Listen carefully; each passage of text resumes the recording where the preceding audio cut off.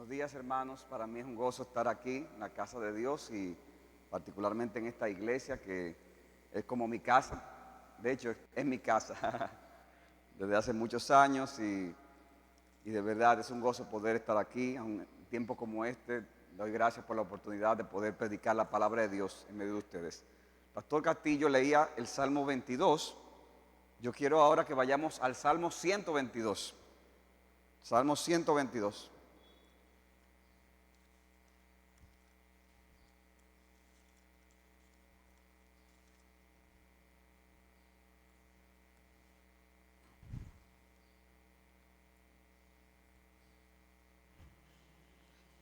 De modo que hoy nos fuimos con dos salmos, no nos podemos quejar.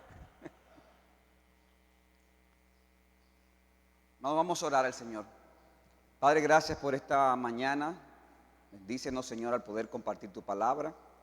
Tú conoces, Señor, nuestras limitaciones, nuestras debilidades, pero, Señor, tú te puedes fortalecer si así tú lo quieres en medio de ella. Pero te pedimos, Señor, que tú nos bendigas al predicar tu palabra y que todos los que la oigan, Señor, la reciban, Señor, con edificación en muchos casos y para salvación en muchos otros. Alabamos tu nombre y te damos las gracias por esta mañana en el nombre de Jesús. Amén. Salmo 122 dice: yo me alegré cuando me dijeron, vamos a la casa del Señor. Plantados están nuestros pies dentro de tus puertas, oh Jerusalén.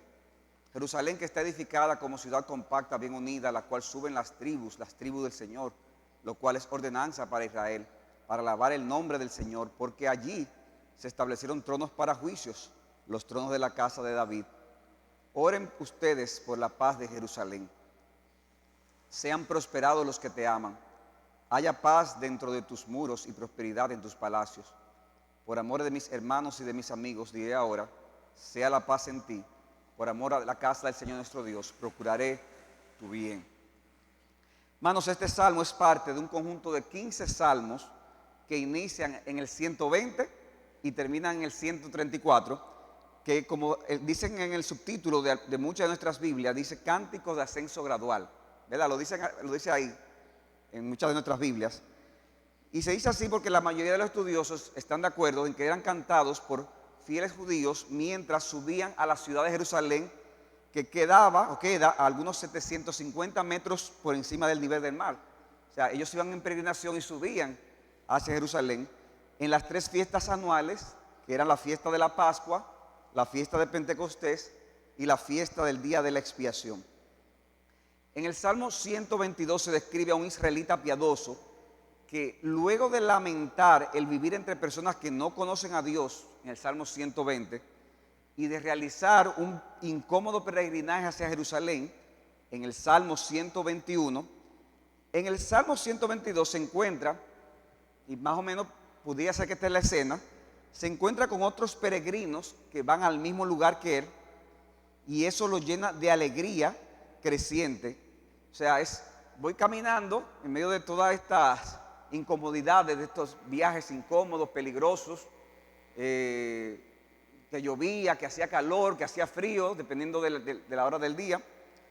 Imagínense, uno se desanima, ¿verdad? Y se cansa en ese viaje, pero de repente se encontraba con otros peregrinos y la idea pudiera ser que le preguntaba, tal vez voceándole, por decirlo así, porque lo veía de lejos, le preguntaba, ¿a dónde vas? Entonces el otro decía, a la casa del Señor. Entonces en ese contexto dice, yo me alegré cuando me decían, a la casa del Señor iremos. O sea, él tomaba como fuerzas cuando se encontraba con otros peregrinos. Y la idea que quiero transmitir a través de este salmo es que todo creyente debe sentir gozo, admiración, interés y preocupación por el lugar donde habita la presencia especial de Dios, que es su casa. Repito, todo creyente debe sentir gozo, admiración, interés y preocupación por el lugar donde habita la presencia especial de Dios, que es su casa. Yo quiero que veamos este salmo con 3 encabezados. En primer lugar, un cristiano, un creyente siente gozo por estar en la casa del Señor. En segundo lugar, un creyente reconoce las cualidades que exhibe la casa del Señor. Y finalmente, un creyente actúa a favor de la casa del Señor. Si usted está tomando nota, no se preocupe, que yo voy a repetir cada uno de esos puntos al desarrollar el encabezado. Veamos en primer lugar un creyente siente gozo por estar en la casa del Señor. Versículos 1, leo nuevamente. Yo me alegré cuando me dijeron, vamos a la casa del Señor. Y la idea, hermanos, de alegrarse, como lo expresa aquí el salmista, apunta a un sentimiento de regocijo intenso. No es simplemente, ay, qué bien. No, aquí hay un regocijo intenso. Sabemos por los siguientes versículos que el salmista identifica a la ciudad de Jerusalén como la casa del Señor. Ustedes saben, hermanos, que Dios le hizo una promesa a Abraham, que de sus simientes serían benditas todas las familias de la tierra. Dios le prometió a Abraham una nación, que fue Israel, y le prometió una tierra, que fue ¿qué? Canaán. Dios manifestó su presencia en medio de este pueblo. ¿Y cómo lo hizo? Bueno, mientras estaban en el desierto, a través del tabernáculo, ¿recuerdan? Había que preparar un tabernáculo, una casa de campaña, y ahí Dios manifestaba su presencia en el desierto. Luego conquistaron la tierra prometida, la presencia de Dios estaba en el arca del pacto, hasta que finalmente se construye el templo cuando Salomón es hecho rey. Sin embargo, este templo que debía ser construido en Jerusalén, ya que era la ciudad que Dios había señalado para ser el centro de adoración de todo el pueblo de Israel. Debía ser en Jerusalén, esa era la ciudad señalada para la adoración.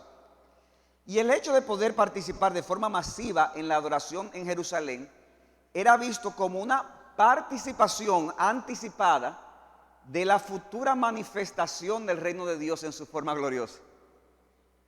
Cuando un israelita iba a Jerusalén, él estaba anticipando lo que sería la venida del reino de Dios. Por eso dice en Isaías capítulo 2, versículos 2 al 3, acontecerá en los postreros días que el monte de la casa del Señor será establecido como cabeza de los montes. Se alzará sobre los collados y confluirán a él todas las naciones. Vendrán muchos pueblos y dirán, vengan, subamos al monte del Señor, a la casa del Dios de Jacob, para que nos enseñe acerca de sus caminos y andemos en sus sendas.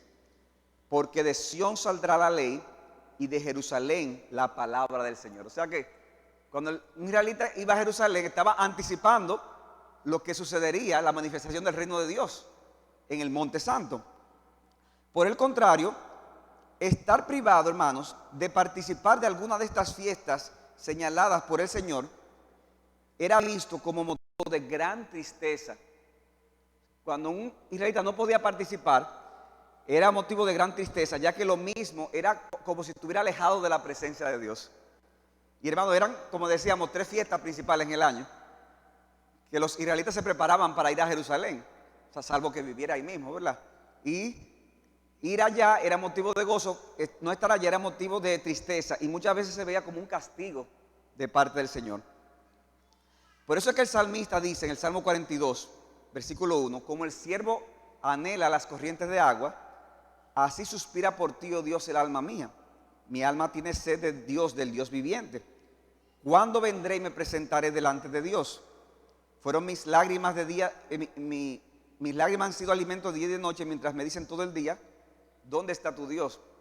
A veces uno toma ese texto para hablar de el deseo que uno tiene que tener por el Señor. Y bueno, y hay algo de eso, pero la idea del Salmo es él estaba lejos de Jerusalén, tenía que estar siendo perseguido posiblemente por Saúl, si fue el caso, ¿verdad? En esa época David, y no podía ir a adorar en la ciudad santa. Y por eso la gente decía, ¿dónde está tu Dios? Porque él estaba lejos de la presencia de Dios al no poder ir físicamente al monte santo. Por eso dice el versículo 4, me acuerdo de esta llama dentro de mí, de cómo iba yo con la multitud y la guiaba hasta la casa del Señor, con voz de alegría, con acción de gracias y con la muchedumbre en fiesta. O sea que era una tragedia no poder ir a adorar en Jerusalén. Ahora imagínense lo que fue para los judíos la destrucción del templo y la expulsión de su tierra cuando Nabucodonosor entró a Jerusalén. Eso, hermanos, fue terrible.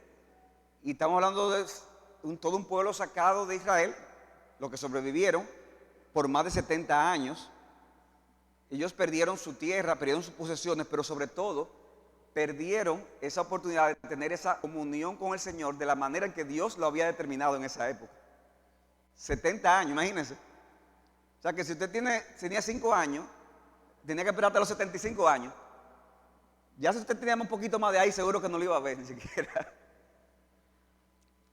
A la vez nosotros vemos el gozo que significó el retorno de la cautividad por parte de los judíos en la época del Ciro Medo-Persa. O sea que aunque esos judíos que retornaron no necesariamente iban a vivir en Jerusalén, el hecho de poder estar de nuevo en su tierra y poder participar de las fiestas era algo glorioso, porque ya iban a poder de nuevo ir cada cierto tiempo a Jerusalén. Y como decíamos, hermano, eran viajes complicados, eran viajes incómodos, habían peligros de diferentes tipos. Y en ese contexto, sin embargo, como decíamos al principio, cuando se encontraban con otros peregrinos, el salmista podía decir: yo me alegré cuando me dijeron, vamos a la casa del Señor. Eso era tan importante, mis hermanos, que aun cuando el reino se dividió en dos, los del reino del norte, si querían adorar a Dios de una manera correcta, tenían que ir a Jerusalén en esa fiesta señalada. Tenían que ir a Jerusalén. Por eso fue tan chocante cuando la mujer samaritana oyó las palabras de Cristo, que decía, y para los judíos, cuando le decía: mira, ya no es en este monte, ya no es en Jerusalén. Ahora Dios espera que le adoren, ¿cómo? En espíritu y en verdad. ¿Y por qué ese cambio? Porque ahora Cristo estaba con nosotros. Juan 1:14, el verbo se hizo carne y habitó entre nosotros, hizo morada, hizo tabernáculo entre nosotros. Ahora Él es la presencia, Él es la plenitud de la presencia de Dios. Ahora debemos de ir a Él. O sea, no hay que ir a Jerusalén, es a Cristo ahora que debemos de ir. Como dice Calvino, puesto que en Cristo habita toda la plenitud de la deidad y Él es nuestro verdadero Emmanuel, Dios con nosotros, Dios nos ha provisto con motivo de un gozo más abundante. Por lo tanto, seríamos ignorantes y estúpidos si aquella promesa de que estoy con vosotros todos los días hasta el fin del mundo no nos da un abundante gozo. Hermanos, pero no solamente estos, que en nuestro Señor Jesucristo habita la plenitud de la deidad, sino que también cuando Él nos llama a salvación a nosotros, somos unidos a Cristo, dice la palabra.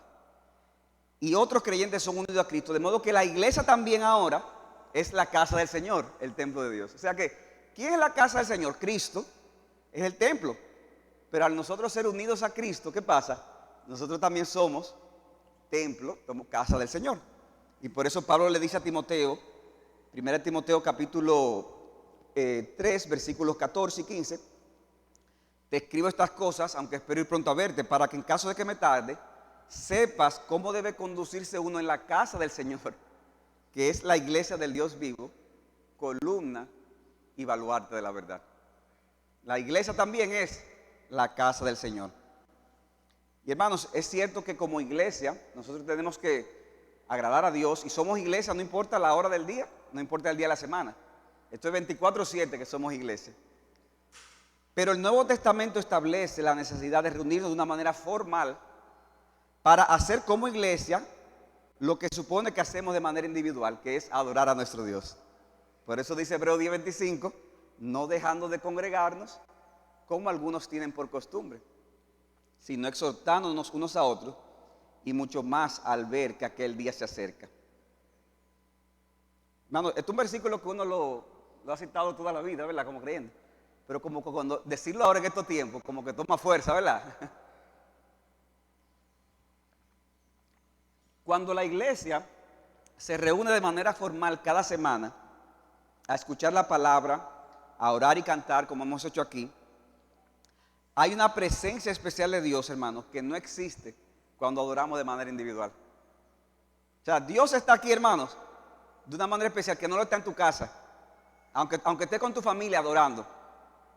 Es el contexto de Mateo 18:20, cuando estén 2 o 3 unidos en mi nombre, en el contexto de la iglesia, allí estoy yo en medio de ellos. Dios mismo en el antiguo pacto se deleitaba más en la adoración colectiva en Jerusalén que en otros lugares de Israel. Salmo 87:1-2 dice: en los montes santos están sus cimientos. El Señor ama las puertas de Sión más que todas las otras moradas de Jacob. No es que no la ama las otras, pero Él ama más que las puertas de Sión. donde está el pueblo reunido. Hermanos, hay un amor especial del Señor por su pueblo reunido como no lo hay en ningún otro lugar de la tierra. Yo quiero que pensemos en eso, los que estamos aquí, los que nos están viendo por internet y los que verán este sermón en algún momento. Dios está aquí, no por internet, no virtual, no, presencialmente, de una manera especial como no lo está en ningún otro lugar de la tierra. Y yo te pregunto, ¿qué tanto anhelas participar con el pueblo de Dios en los cultos de adoración? Presencialmente. ¿Qué tanto anhelas eso? Luce contradictorio decir que amamos la casa del Señor, pero faltamos con facilidad a alguno de los cultos, a menos que haya alguna razón verdaderamente de peso. Porque si realmente amamos, hermanos, la reunión con el pueblo de Dios para adorar de una manera colectiva, no solo estaremos presentes, sino que haremos todo lo posible por llegar a tiempo.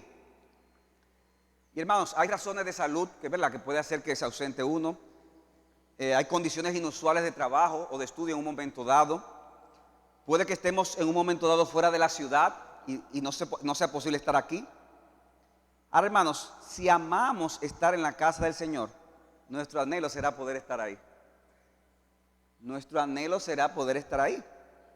Y ese amor y esa pasión por estar con el pueblo de Dios para alabarle, puede que en ocasiones nos lleve, cuando estemos impedidos de venir a nuestra iglesia local y estamos en otro lugar, a decir, ¿qué otra iglesia hay por aquí cerca donde yo pueda ir a adorar a Dios? Porque el amor que tenemos por la casa de Dios no se limita a nuestra iglesia local, sino que se extiende a otras iglesias fieles donde el nombre de Jesucristo es proclamado. Yo estoy contento de estar aquí. Y esto no es mi iglesia. Dice el pastor Castillo que está en mi iglesia, pero ustedes entienden lo que quiero decir. Amor por la casa de Dios. Y hermano, yo como pastor me siento muy contento cuando un hermano sale fuera de la ciudad o fuera del país y me llama y me dice, pastor, ¿usted tiene alguna iglesia que me recomiende? Que quede cerca. ¿Por qué? Porque aunque esté de vacaciones, aunque esté otra vez, yo quiero adorar a Dios. Yo quiero adorar a Dios. Hermanos, no siempre será factible. No está fuera de la ciudad o del país. Pero hermano, al final lo que importa es lo que tú con tus acciones le estás diciendo a los demás, incluyendo a tus propios hijos. Es muy fácil decirle a los hijos, la iglesia es importante, pero en la práctica, ¿qué tan importante ellos ven que es para ti? Cuando estás fuera de la ciudad, cuando tienes que salir, cuando estás en medio de esta situación. Y mi hermano, déjenme aclarar algo. La idea aquí no es poner reglas. Porque cada quien tiene que examinar su corazón, y más en tiempos como este. O sea, los pastores no vamos ahora a fiscalizar a cada uno. Y mira, hermano, cada quien tiene que tomar su decisión de venir. Y cada quien tiene que cuidarse. Y los pastores no nos vamos a ser responsables de que vino y se me pegó lo que sea, ¿verdad? Yo estoy tratando de usar menos ya ese nombre porque estoy como cansado de oírlo. Yo creo que todos los domingos se dicen todos los púlpitos. Eso mismo. Cada quien es responsable, cada quien se cuida. Ahora, hermano, cuando usted va al supermercado, el supermercado se hace responsable si a usted se le pega. No, ¿verdad? Pero usted va. O cuando tiene que ir a trabajar, ¿el trabajo se hace responsable? No. Ni con los médicos se hace responsable. Pero usted va a trabajar, ¿sí o no? Usted va a trabajar. Y hasta una salidita por ahí, ¿verdad? Yo saco, se la busca. Y se junta con unos hermanos, con cuidado, pero se junta. Y hermano, ¿qué otra cosa puede ser más esencial que venir a la iglesia presencialmente a adorar al Señor? La iglesia es esencial.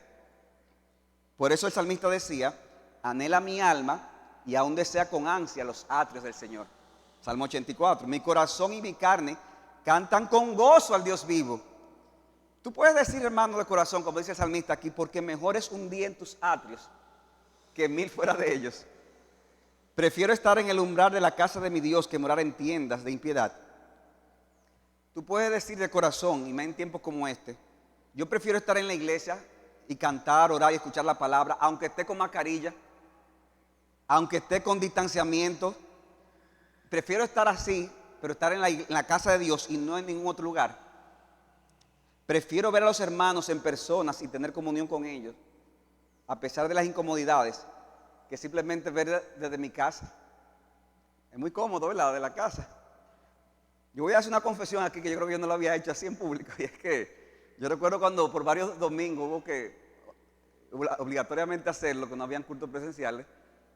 Yo no sé qué me pasó, hermano, que cuando se anunció de nuevo el culto presencial, esa mañana yo me levanté como con una incomodidad.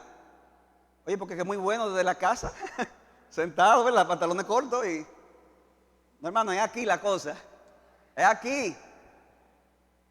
Y por eso, hermano, es un gozo cuando el pueblo de Dios decide, nos vamos a la iglesia a adorar a Dios. Y yo soy responsable, vamos a cuidarnos, pero vamos a adorar a Dios.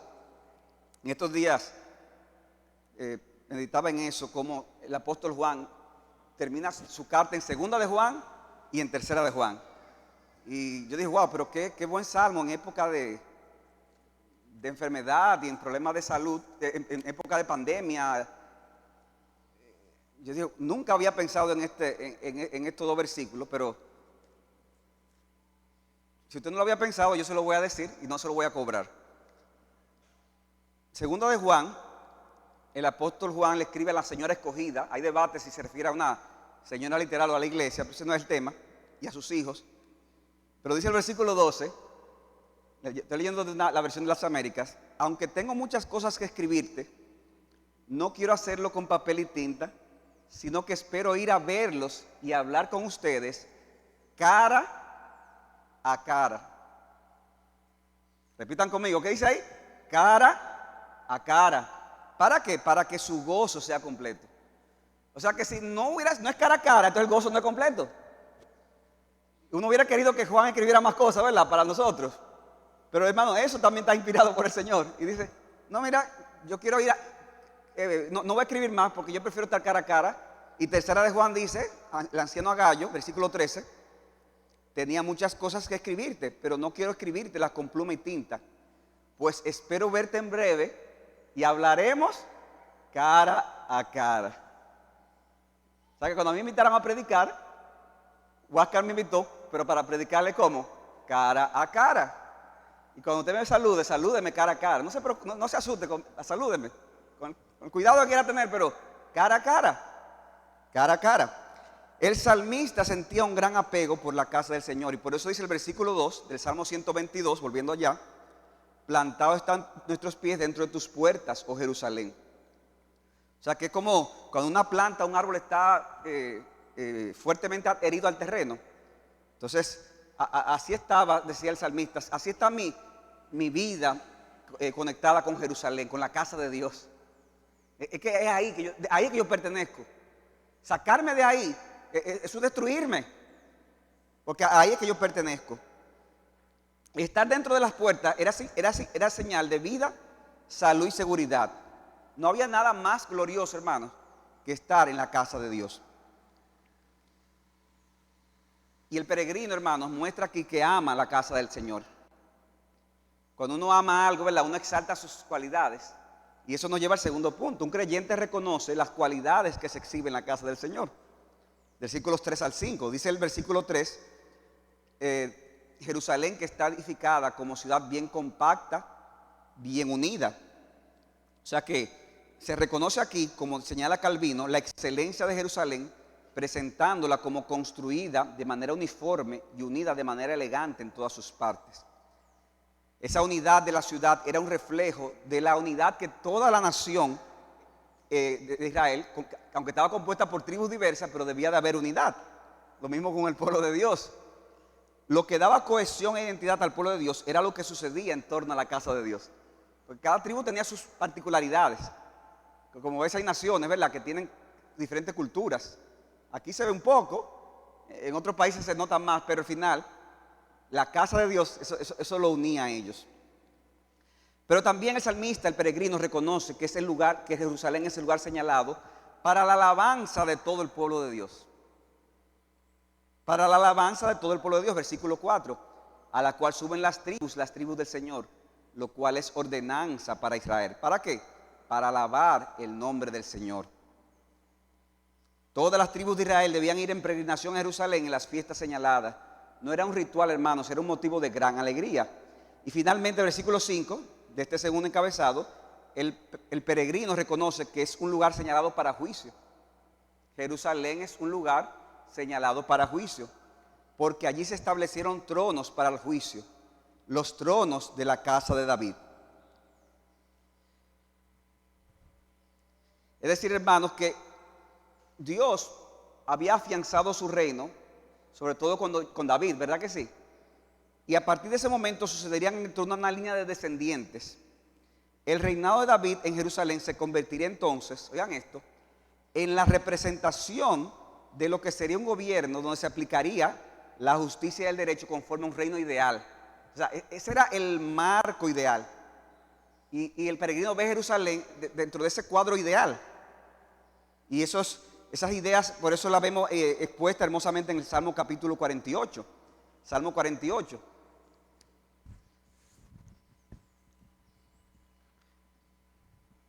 Dice el salmista: grande es el Señor y muy digno de ser alabado en la ciudad de nuestro Dios, en su monte santo. Hermoso en su elevación, el gozo de toda la tierra. O sea, él ve la hermosura de la casa de Dios.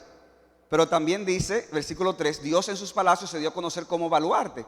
Versículo 11, alegre es el monte de Sión, regocíjese en las hijas de Judá a causa de tus juicios. Y dice, versículo 12, caminen por Sión y vayan alrededor de ella, cuenten sus torres, consideren sus murallas, recorran sus palacios, para que lo cuenten la generación venidera, porque este Dios es nuestro Dios para siempre. Él nos guiará a la muerte. O sea, para él ver a Jerusalén era como ver a Dios, porque Jerusalén es donde está la presencia especial de Dios.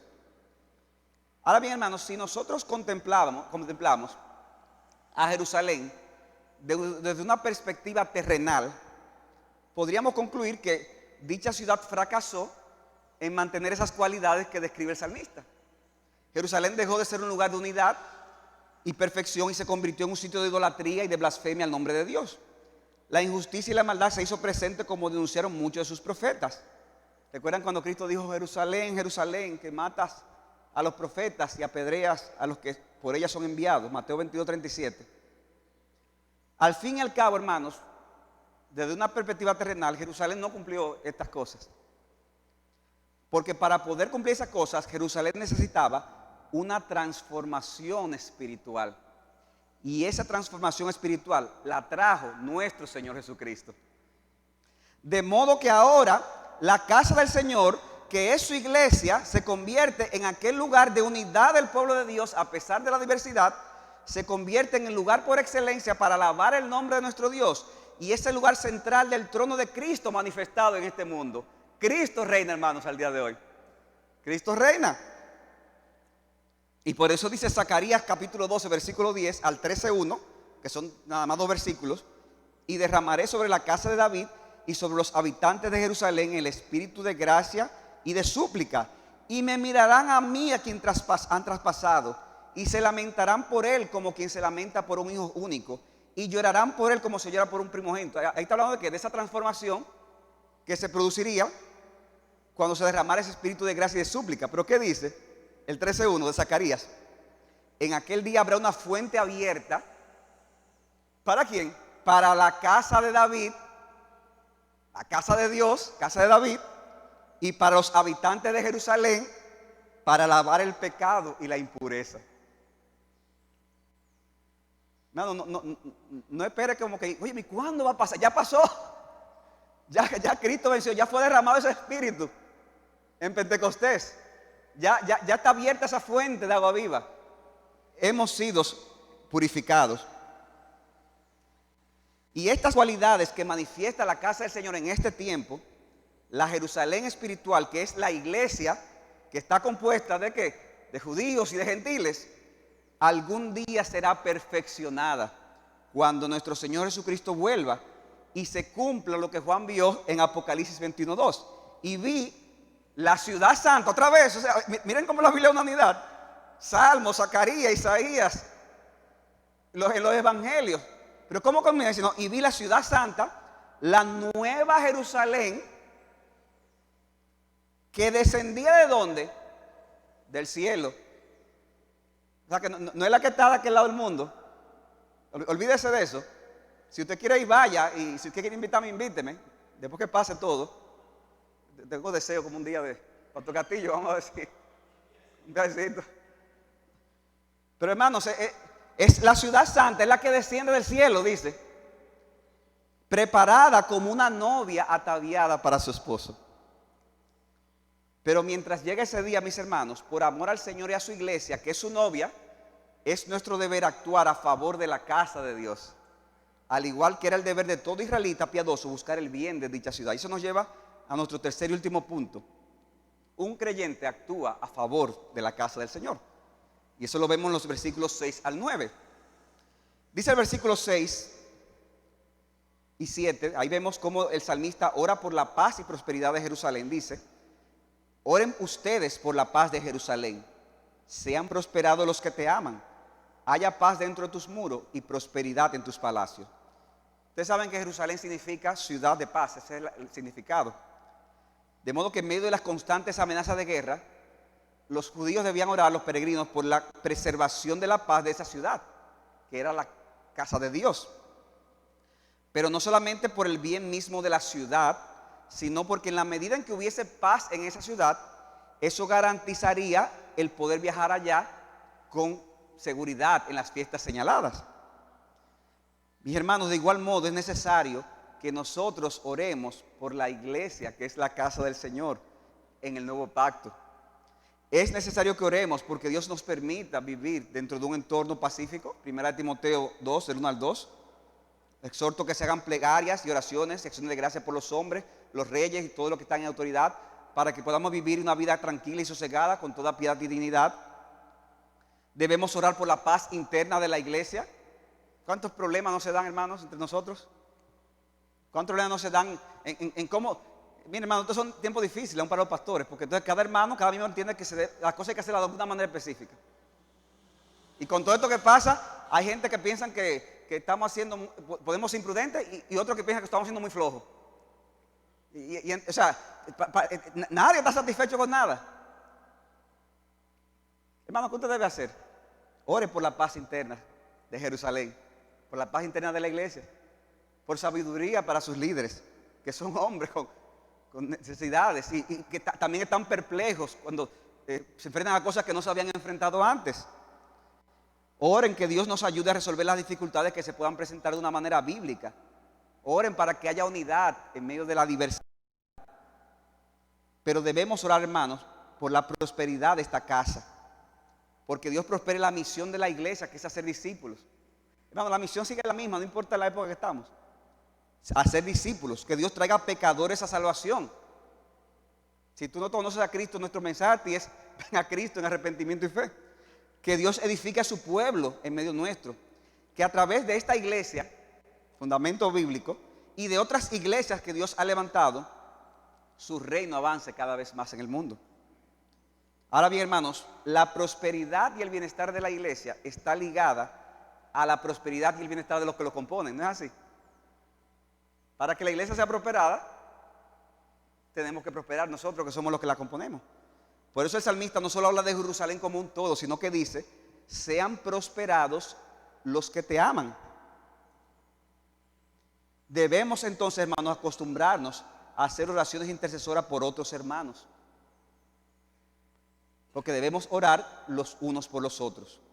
Y por eso, hermanos, que ese bien que debemos de buscar por la casa del Señor no es solamente la casa, la iglesia, es cada uno de los hermanos. ¿Y cómo tú vas a procurar eso? ¿Cómo tú vas a ayudar? Procurando hacer acciones específicas por el bien de Jerusalén. No solamente orar y sentir en tu corazón, no, es hacer cosas específicas por el bien de Jerusalén. Versículo 8 y 9. Por amor de mis hermanos y de mis amigos diré ahora: sea la paz en ti. Por amor de la casa del Señor nuestro Dios procuraré tu bien. Es necesario actuar en procura de dicha paz y prosperidad. ¿Y cuál debe ser la motivación? Hermanos, ¿cuál debe ser la motivación para hacer estas cosas? El amor. Dice por amor, versículo 8, ¿verdad? Y versículo 9 de nuevo, por amor. Como yo amo a mis hermanos y a mis amigos, yo buscaré la paz de Jerusalén. Como amo la casa del Señor, yo voy a procurar su bien. Por eso es necesario que pongamos a disposición los dones que Dios nos ha dado, los recursos que Dios nos ha dado, sea mucho o sea poco. ¿Para qué, hermanos? Para que la iglesia funcione. para que funcionen los cultos, para que funcionen los ministerios. Pero no solamente, y no solo los ministerios, hermanos, más cómodos o de mayor visibilidad. Aún los ministerios, hermanos, que son los que menos se ven, los más incómodos, la seguridad, proyección, arreglo del local, etcétera. Recuerden, sin embargo, hermanos, que la casa del Señor no es esta estructura física. Claro, esto es parte para que las cosas funcionen, pero sobre todo la casa del Señor somos todos nosotros. Por eso es que buscar el bien de la casa del Señor es buscar el bien de todos los hermanos. De Mardoqueo se dice en Esther capítulo 10 versículo 3 lo siguiente, oigan esto: porque el judío Mardoqueo era el segundo después del rey Asuero, grande entre los judíos y estimado por la multitud de sus hermanos, el cual buscó el bien de su pueblo y procuró el bienestar de toda su gente. O sea, ¿qué hizo Mardoqueo, hermano? Que estaba en una posición de influencia en un reino pagano. Como estaba en una posición de influencia, él buscó el bien de su pueblo y procuró el bienestar de toda su gente. ¿Se puede decir lo mismo de ti en el contexto de la iglesia, la casa de Dios? ¿Busca tú el bien de tu pueblo, del pueblo de Dios y de sus integrantes? Y hermano, esto no es muy complicado, tú date cuenta de eso.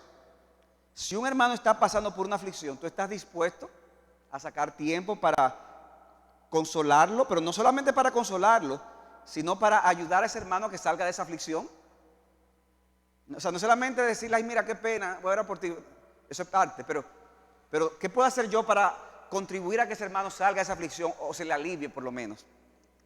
Si está pasando por alguna dificultad económica, ¿estás tú dispuesto a colaborar para mejorar eso? Es muy fácil, ¿verdad? Cuando alguien está en una situación, analizar, no, lo que pasa es que él no ha tomado buenas decisiones, y entonces le agarró, está bien, pero está ahí ya, ahí está el problema.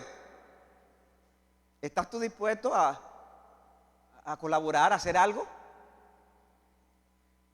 Si tú sabes que está sin trabajo, ¿tú estás dispuesto a ayudarlo a conseguir trabajo? Mira, hermano, eso es incómodo. O sea, uno está hablando a otra gente, mira este currículum, porque a la gente, ¿verdad? Siente eso como una molestia, ¿verdad? Cuando están, y más en estos tiempos. Pero hermano, vale la pena que tú molestes a alguien si es por amor a un hermano.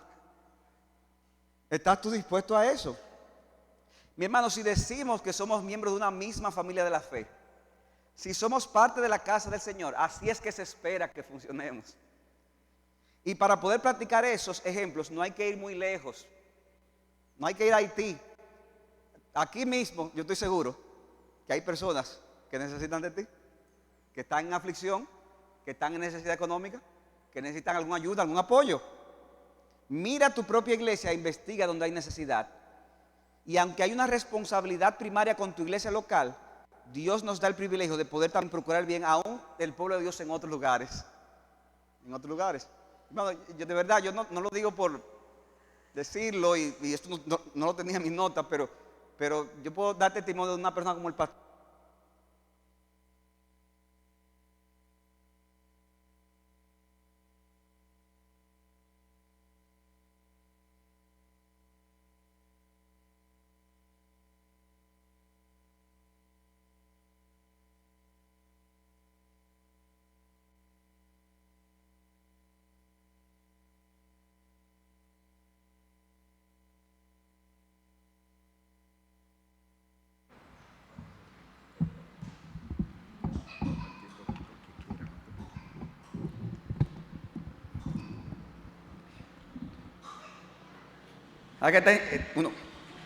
Interrupciones como esta en otros sitios me pondrían un poco más tenso. Aquí no, estoy en mi casa. Pero usted no se sabe, el pastor Castillo, de lo que yo iba a decir. El pastor Castillo es un hombre que ama al pueblo de Dios. No importa la iglesia, no importa el contexto. Y es una gente que uno puede llamarle y decirle, mire pastor, hay una persona que está sin trabajo, una gente que a lo mejor él ni conoce. Pero uno se lo dice y él trata de buscar opciones o trata de buscar ayuda con lo poco que Dios le ha dado. O sea, y hermanos, al final lo digo, pues no lo va a decir él. Yo espero que no lo diga él. Pero hermanos, esas cosas a veces hay que decirlas porque deben ser ejemplo para todos nosotros. Ejemplo para todos nosotros. Hermanos, grande será la recompensa en aquel día. No espere la recompensa aquí, Haz las cosas para el Señor y espera tu recompensa en los cielos. Nuestro amor por la casa de Dios debe de traspasar denominación, iglesia. Donde quiera que el Evangelio de Cristo sea proclamado, yo debo procurar el bien de la casa de Dios. El problema es que muchas veces, como yo escuché una vez de un sermón de Paul Tripp, nosotros nos estamos adorando a nosotros mismos en lugar de adorar a Dios. Y cuando nos estamos adorando a nosotros mismos, solo ayudaremos a personas del pueblo de Dios cuando me convenga o cuando me haga sentir bien. Pero si realmente estamos adorando a Dios, entonces estaremos interesados en el bienestar del pueblo de Dios, aunque no recibamos ninguna recompensa y ningún tipo de reconocimiento a cambio. Porque al final es a Dios que adoramos, no a nosotros, sino a tu nombre, dejarse la gloria, Señor. Y yo te pregunto, ¿tú te estás adorando a ti mismo o estás adorando a Dios? Hermanos, que el Señor nos ayude a adorarlo solo a Él. Y que eso nos lleve a buscar el bien de nuestros hermanos, no esperando ninguna recompensa en la tierra, sino solamente la aprobación de Dios y las recompensas celestiales. Y hermanos, yo quiero terminar el mensaje de hoy. Y el pastor Huasca me decía, puede seguir si quiere, pero ya está bueno. Además yo quiero que estén deseosos de que yo vuelva, ¿no? Deseosos de... yo vengo el sábado. Bueno, como quiera vengo entonces. Quiero terminar el mensaje de hoy motivando, hermanos, a cada uno de ustedes, hermanos de esta iglesia, o de cualquier otra iglesia que escuche este mensaje, a que considere cuán grande es el privilegio que Dios nos ha dado de ser parte de la casa del Señor. La Jerusalén espiritual. Una Jerusalén llena de defectos y de pecados, porque no estamos en la etapa de la consumación del reino, todavía no hemos sido glorificados, pero hermanos, como es una Jerusalén llena de defectos y pecados, bienvenido seas tú a esta casa, porque tú eres parte del problema. Y nosotros también. Pero somos parte del problema, pero con la misericordia de Dios somos parte de la solución. Tú también tienes tus pecados y tus defectos y también te recibimos en esta casa. Quizás tú estás oyendo este mensaje y tú no ves, pero ¿cuál es la gloria de la iglesia? Si ese es tu caso, mi amigo, el problema no está en la iglesia. El problema está en ti. Es que tienes una ceguera que no te permite ver la gloria de la iglesia, porque tampoco te permite ver la gloria del Cristo crucificado. Tú necesitas que el Espíritu Santo te dé la visión espiritual necesaria para que veas esa gloria y para que seas parte de ella. Por eso a ti te digo hoy, reconoce tus pecados, arrepiéntete y pon toda tu confianza en Jesucristo como tu único Señor y Salvador. Y entonces tú verás la hermosura espiritual del Cristo crucificado y resucitado y verás también la gloria de la iglesia. Tú la vas a ver, el Señor te lo mostrará. Hermanos, sabemos que la iglesia no es perfecta. Sabemos que muchas veces podemos ver cosas que nos desilusionan de la iglesia. En la iglesia se infiltran falsos hermanos, ¿sí? Incluyendo líderes, falsos líderes. Y yo creo que en el día de hoy se están viendo algunas de esas cosas.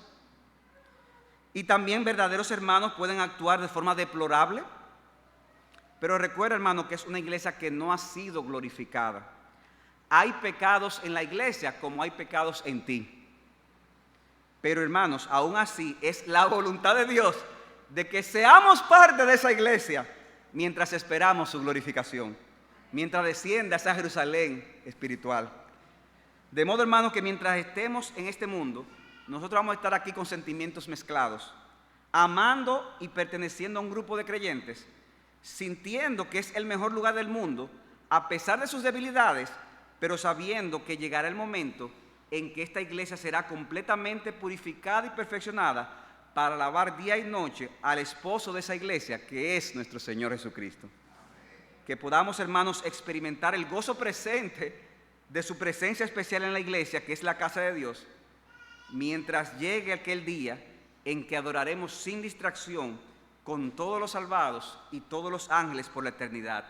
Como dice Hebreos 12, del 22 al 24, la Nueva Versión Internacional, dice así lo siguiente: por el contrario, ustedes se han acercado al monte de Sión, a la Jerusalén celestial, la ciudad del Dios viviente. Se han acercado a millares y a millares de ángeles, a una asamblea gozosa. Hermanos, aunque haya pandemia, aunque haya crisis, a una asamblea gozosa, a la iglesia de los primogénitos inscritos en el cielo. Se han acercado a Dios, el juez de toda la tierra, a los espíritus de los justos que han llegado a la perfección. Y hermanos, gloria a Dios, a Jesús, el mediador de un nuevo pacto, a la sangre rociada que habla con más fuerza que la sangre de Abel. Y concluye diciendo, así que nosotros, hermanos, nosotros aquí, que estamos recibiendo un reino inconmovible, seamos agradecidos. Inspirados por esa gratitud, adoremos a Dios como a Él le agrada, con temor reverente, porque nuestro Dios es fuego consumidor. Hermanos, que esa esperanza, pero también esas palabras sobrias, hermanos, nos llene de ahora de un santo temor, pero también de un gran júbilo, con estos sentimientos mezclados, mientras esperamos aquel día, hermanos, donde veremos esa Jerusalén descender del cielo, y ya no habrá llanto, ni dolor, ni clamor, ni enfermedad, porque todas las cosas habrán pasado y estaremos por siempre adorando al Rey de Reyes y Señor de Señores. Señor les bendiga, hermanos. Padre, gracias por darnos la oportunidad de poder predicar tu palabra. Gracias, Señor, porque tú has sido bueno aún en medio de nuestra debilidad. Ahora te pedimos, Señor, que esa palabra fructifique, que esa palabra, Señor, tú la cumplas para el propósito al cual la has enviado. Alabado sea tu nombre, Señor. Gracias por esta iglesia. Síguela bendiciendo, sigue bendiciendo a sus líderes. Trae más pastores, Señor, en tu tiempo a esta iglesia. Edifícala, Señor. Edifica otras iglesias, Señor. Y ayúdanos, Señor, aun que seamos pocos, a ser fieles, no importa lo que venga, hasta el día de la venida de Cristo. Porque en su nombre te lo pedimos. Amén. Señor les bendiga, hermanos.